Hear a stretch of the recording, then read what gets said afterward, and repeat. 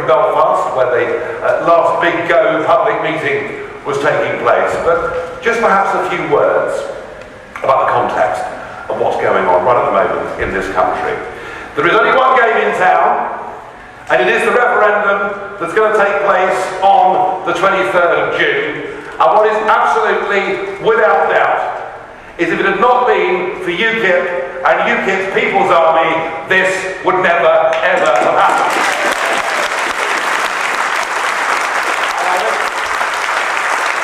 I think we can be very proud of our contribution. Now, the Prime Minister, do I get some reaction when I mention the Prime Minister? Thank you. Come on, live enough, for goodness sake. That comes later. The Prime Minister genuinely thought that when he came back with this carefully crafted deal, that his friends in the newspapers would say, for he's a jolly good fellow. But what he got was an enormous raspberry and a big thumbs down. So what he tried to do then was to tell us that whatever he got was legally binding. Do you remember? Legally binding. And when it turned out that actually he simply wasn't telling us the truth, and then he was rather surprised when he saw that Michael Gove and Boris Johnson decided to back the Leave camp. And isn't that great news? That we've got people like that.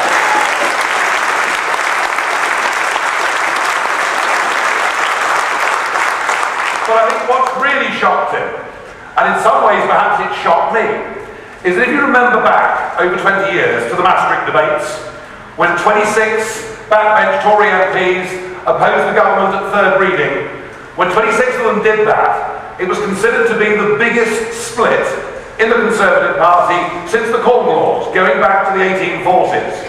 Well now, to the shock of Mr Cameron, and to the delight of all of us in this movement, there are now 140 MPs that are backing out.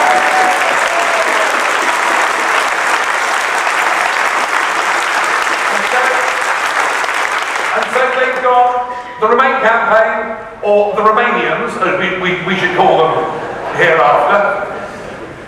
I talked about Romania a couple of years ago, it caused a bit of trouble, didn't it? But anyway, I wasn't wrong though, was I?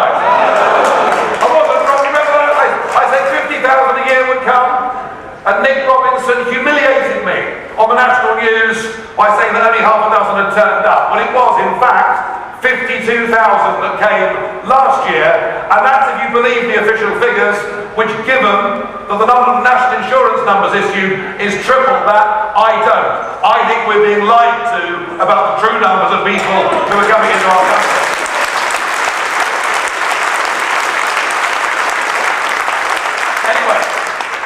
The Romanians realised they had a massive problem. And what they have done in the first 2 weeks of this referendum campaign is literally to throw every single scare story that could possibly exist at the public. You know, we've been told there'd be massive tariffs on our goods. We've been told that food prices would go up. We've been told that millions of jobs would be at risk. We've been told that any Brits living on the Costa del Sol will be rounded up, herded together and put on trains and sent back to Britain. I mean, every single scare story they can possibly think of, they've thrown at us. Now, what I know is this. If you're taught to fire a machine gun, what you do is you fire it in short bursts of 3 or 4 rounds at a time. If you do it that way, actually you've got effective fire. But in their panic, what the Romanians have done is they pulled the trigger on the machine gun, and after the first few rounds go, what happens is the gun runs away from you and the rounds all go over the target. And I believe they've fired every single bullet that they've got. There is nothing more they can say, other than perhaps we may hear from the Prime Minister in the weeks to come that if we vote to leave, a plague of locusts will descend upon our country. I don't know. And they talk about a leap into the dark, and they talk about uncertainty. Well, let me give you one absolute certainty, that if we vote to leave this political union, we will once again be an independent, self-governing, democratic nation. That's the certainty.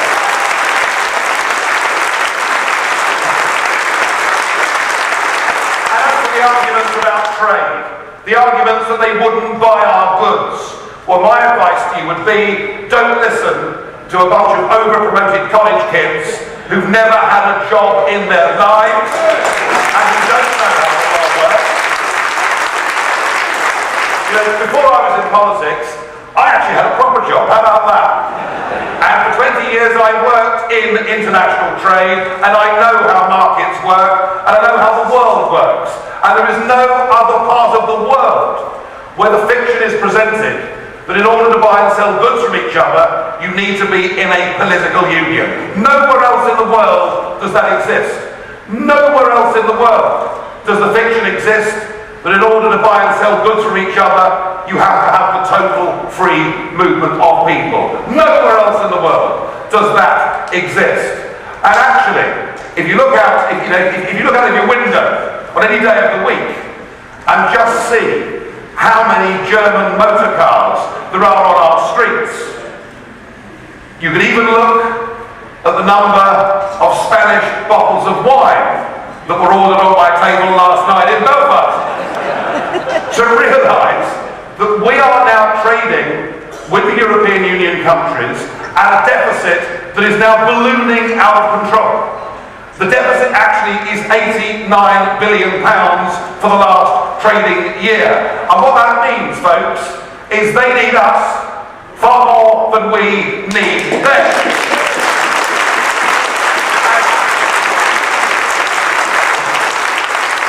As Steve Jones, the former Director General of the CBI, has said, he said we can negotiate a trade deal very quickly with the European Union because the German car manufacturers would demand nothing less. All right? But these arguments, it's difficult to get these arguments out there because what the government have done is effectively to mute the civil service, to make them all support the Remain campaign. And how extraordinary that just yesterday, when John Longworth, who's the boss of the British Chambers of Commerce, said in his own personal opinion, the British economy would be freer and we become richer if we left the European Union, and we learned this morning that he's been suspended from his job.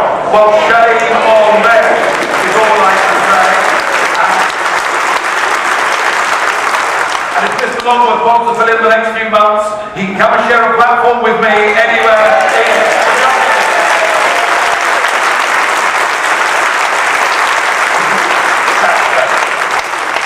that should get the journalist beating down his door this afternoon, shouldn't it? Now, our argument is completely the opposite to the one that is being put by Cameron and the Romanians. They are arguing that Britain isn't big enough. They are arguing that Britain isn't strong enough. In fact, we even saw the sight of the Prime Minister standing next to the French President who was being rude about our country.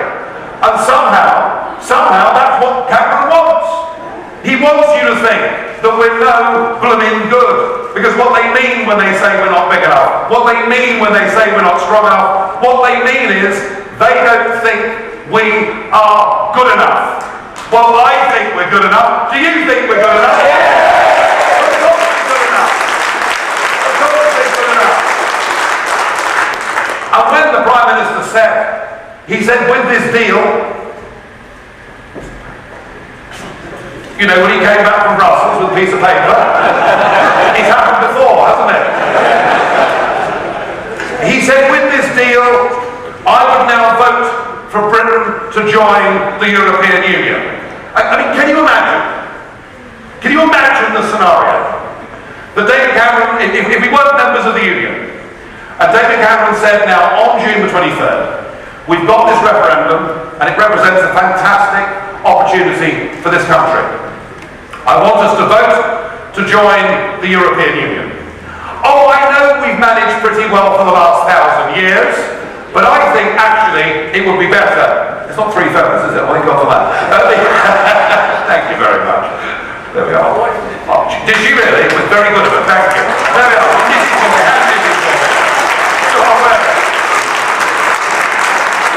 If you imagine saying that we're going to join a union that means we'll lose our independence. We're going to join a union that will now make 75% of our laws. We're going to join a union whose court in Luxembourg, which is not even staffed by proper judges, will overrule our own Supreme Court. We're going to abolish border controls completely, and we're going to say to 508 million people, any one of you that wants to come to Britain can, and we've got this wonderful health service that you can share and will educate your children. Can you imagine saying we're going to give away our territorial fishing waters? Can you imagine saying that for all of this we pay a membership fee of £55 million a day? I think I know what the result would be, don't you? I think I know what the result would be. And that is the situation we're in. We've got a government supported by the big banks like Goldman Sachs, supported by the giant multinationals, supported by many of the non-governmental organisations where people have earned big inflated salaries and pensions out of money that comes from Brussels, our money that comes from Brussels. So we have the vested interests in this country that wish us to remain in, and they're prepared to tell any lie they need to maintain the status quo for themselves. And our job is to overturn it, and to overturn it with the truth, but to overturn it by being self-confident about who we are as a people, by being self-confident about who we are as a nation, and by believing and pushing the idea that actually, free from this union, we will be free to make our own deals and to engage with a bigger, broader, and actually rather more exciting world that exists beyond the fortress of the European Union. And we must say that the very first place we'd like to start are that group of 54 countries who share a common language and a shared history, and the sooner we're freed from these bounds and we can re-engage with the Commonwealth, the better it will be.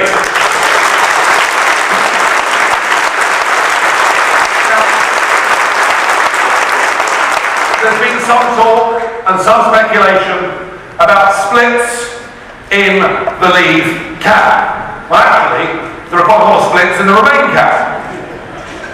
You know, Nicola Sturgeon, charming as ever.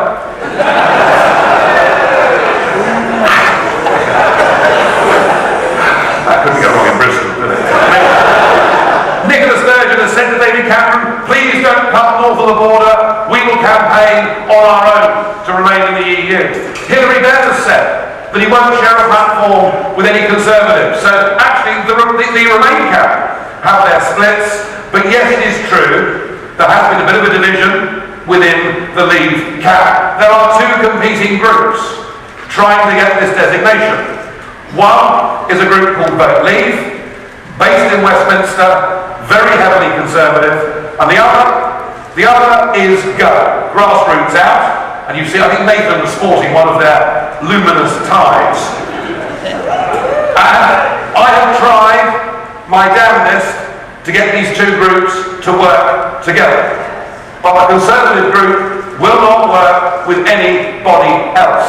And the reason, frankly, is that whilst they may want to win this referendum, they're thinking more about who becomes the next leader of the Conservative Party or their careers and positions within it. Well, as far as I'm concerned, I couldn't give a damn what happens to the Conservative Party. I care what happens to this country.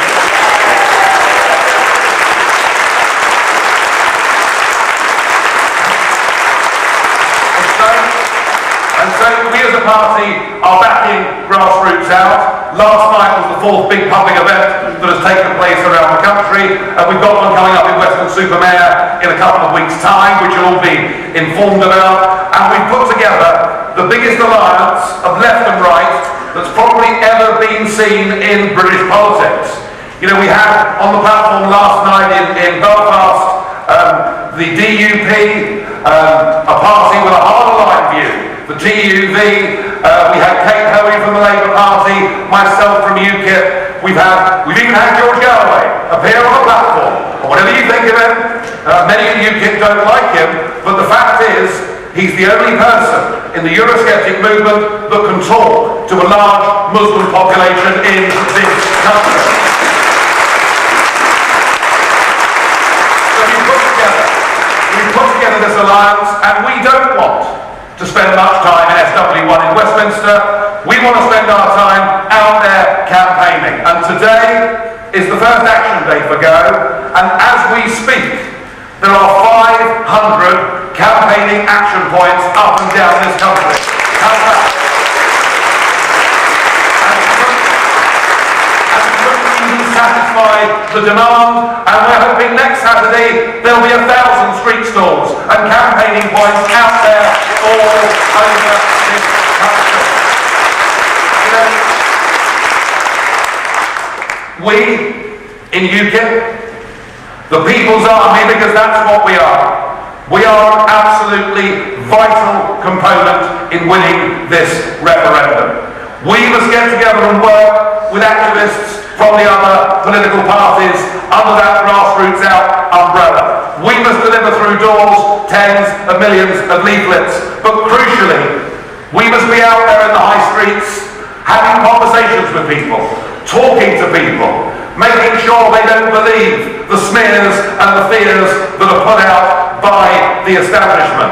We can win this referendum. We can beat the political class.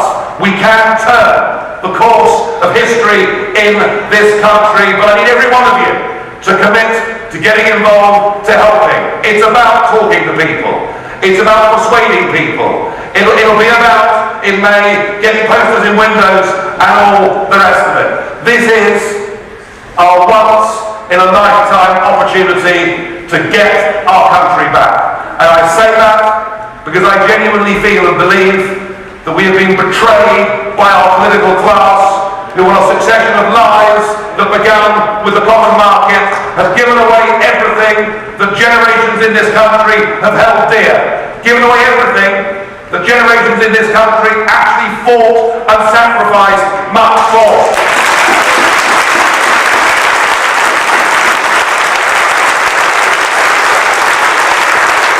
What I do know is that if we vote to remain, we'll vote to remain inside a political union that will go on legislating.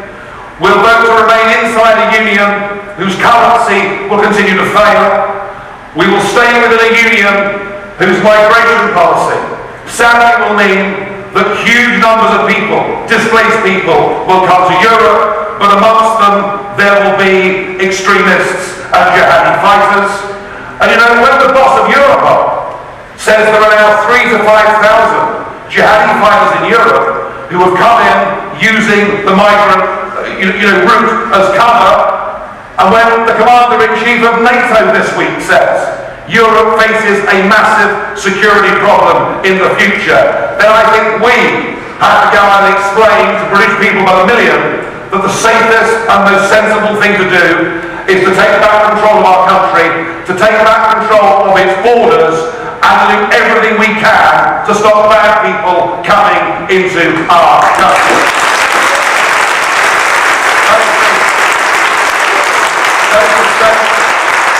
That is a safe, common sense answer.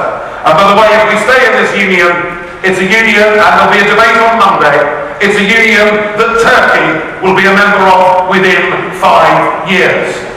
So if you think net migration figures coming into Britain now are wholly unacceptable for the cohesion of our society, the wages of average workers, let alone the appalling crisis we face with primary school education and the National Health Service, if we vote to remain, you ain't seen nothing yet. Alright? And that's an absolute fact. So demonstrating ourselves for the next 4 months. The referendum will dominate, but we'll also, at the same time, of course, have elections to the Scottish Parliament, elections to Stormont, elections to the Welsh Assembly, and elections to the London Assembly. And I can tell you, that I'm the only party leader who is going to stand there on May the 6th having one seat in all 4 of those assemblies, because we will. Because we will. At the same time, we're fighting the police and crime commissioners. We've got 2 parliamentary by-elections. We've got hundreds of council seats. I mean, it's sort of Britain's version of Super Tuesday, I guess. So we have got more organisationally on our plate as a party with this complex set of elections and with this vital referendum than we've had at any point in the history of this party. And all I can say to you, my People's Army, of whom I'm so enormously proud, is please do everything you can to help us. And I hope and I pray that June the 23rd, 2016 will be UK Independence Day. Thank you.